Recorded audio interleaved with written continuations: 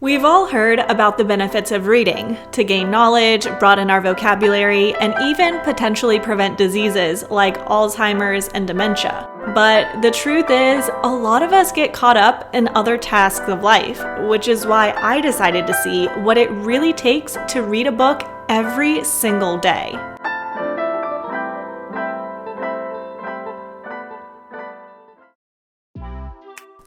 Hey beautiful people, it's Courtney. Last year I set a goal to read 35 books in a year, which was a little bit short of my 50 book goal. So this year my goal was to read a book a week for the entire year, and I thought, why not get a kickstart to that and start by reading a book a day for an entire week. I wanted to find out if it was possible, how much time would it actually take out of my day, what would my day look like if I was reading that much, and I decided to put all of that to the test. So let's see how it went. I wanted to make sure I had a variety of books this week and not just my favorite genre, so I head to the library and I chose a book from my to-read list, a nonfiction book, a book I wanted to reread, a classic, and I judged it by its cover. I had to. Something I also considered for this challenge was the fact that there's a lot of really cool videos out there on YouTube that talk about speed reading, how to do it, and the benefits of it. Personally, to me, it always feels like it would probably take away the joy of me reading, even if I could read more because I was a speed reader. But there are some people who swear by it, so I thought I would just take a normal reading quiz and see what is the fastest I could read, but also see how fast I could read when I'm going at a normal, leisurely pace. I'm gonna try to read this as fast as I possibly can. First result was 459.5 words per minute. Now, normally when I read, I kind of like to digest it all and think about it, so I'm gonna try to read at my normal reading pace. Now this was 281.2 words per minute, so definitely a big difference. I guess the big takeaway here is I'm not going to be doing any crazy speed reading. I'm just going to be reading at my normal, everyday, leisurely pace. So day one, right off the bat, I knew that if I wanted to have enough time to get in all the reading that I needed to do, I needed to wake up at least an hour earlier so I could squeeze in an hour of reading in the morning. The first book I decided to read was Alas Babylon, which was the book that I was rereading that I had read going into my freshman year of high school. We won't calculate how many years ago that was, but it's about 3 o'clock now. So far today, I've gotten an hour and 6 minutes of reading, so we're not off to a great start. However, I did get all my work done for today that I absolutely had to get done, so I'm gonna sit down hopefully for the next 2 hours or so and crank out some reading, probably then take a break for dinner, get a little more work done, and then finish out the night with this little book here. After reading this book, I realized that I think I might have read like the first half of it going into high school, but I think I spark noted the rest because I did not remember a single thing from this book. Now, to keep track of all the books I read, my reviews, what I think about them, I use Goodreads, so I was using that for this challenge, so I'll leave my little review up here on the screen for all of the books. But I love Goodreads. I started using it at the beginning of last year, and I wish I would have used this like my entire life to keep track of all the books I've ever read. Not sponsored by Goodreads, although that would be cool. I just really love the platform and have referred a lot of friends and family to use it who love to read and want to keep track of their books. So you could follow me on there.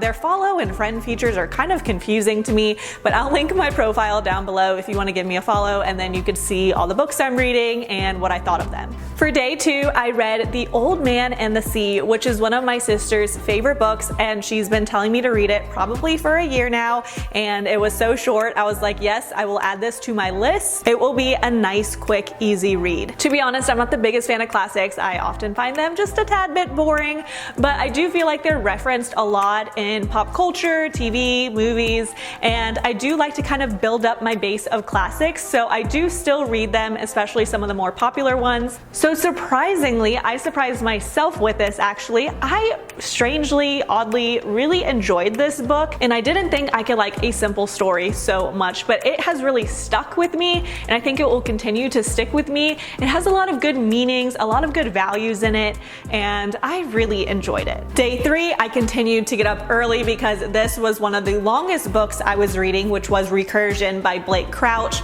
He's one of my favorite sci-fi authors. Now today I had a super busy work day, so I definitely made sure I got up early, and then I took an hour lunch break and enjoyed some nice weather outside just to get outside of my house a little bit. Here is the stressful part of this challenge. It is 6:20, cooking breakfast for dinner because I was too stressed out to cook normal dinner, and I'm only a third of my way through the book. I feel like it's gonna be a late night, early morning. It's gonna be rough. Now, I enjoyed reading every single minute of this book. This was one that took me a little while because it had a lot of information, a lot of new concepts and ideas, as do most science fiction books, and it just took me a minute to like process, digest, figure out how different things were working in this book. Oh my gosh, just wow. I don't even know how to feel after that book. I'm not gonna be able to go to sleep now. I really wanted to just sit with this book for a minute, but I couldn't. I stayed up super late to finish this because it was a long one. And this is where I felt my brain going into a little bit of an overload because it was so much information and new, different information that I was reading in one day. For day 4, because I stayed up so late the night before finishing my book, I did not wake up early today, and I had another busy work day. So that was the beginning of my downhill spiral. Because of that, I really tried to squeeze in as much reading throughout my day as possible while I was cooking, while I was eating, while I was taking a bath, but ultimately I read the majority of this book in the evening, which again caused me to stay up really, really late. I was like barely keeping my eyes open at 1 in the morning trying to finish this book, and part of the problem was I absolutely did not enjoy this book at all. Day 5. If it was possible for my brain to disappear, that's kind of what I felt like in this exact moment. To be 100% honest right now, I was so excited for this challenge, and I am so exhausted. It is 4:20. I have yet to pick up my last book.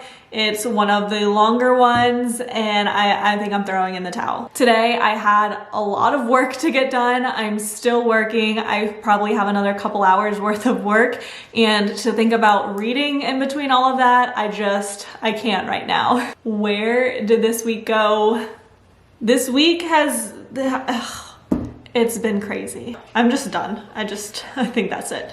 By the end of the week, I was mentally drained and ready for some downtime. Usually reading is my downtime, but during this week, my phone time was down. I didn't watch any TV. I didn't even get out of the house except for like one doctor's appointment. I didn't even find the time to work out, which is usually a huge mood booster for me, and working, from home at my desk, I like to be able to move my body, and reading just didn't help with that at all. But what I found was my mind was just exhausted by the end of the week, and my body physically ached from sitting and laying around so much.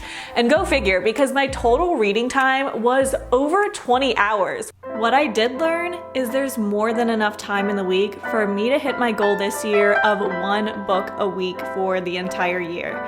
The key is to prioritize your time and set aside a block of time every single day to read. Just maybe not 7 hours worth. Anyways, I hope you all enjoyed this week's challenge. Maybe it inspired you to pick up a book for the first time in a long time, or maybe it even inspired you to set your own reading goal for the year. If it did, let me know what your new reading goal is in the comments down below. Thank you again for watching, and I'll see you in next Saturday's video. Bye!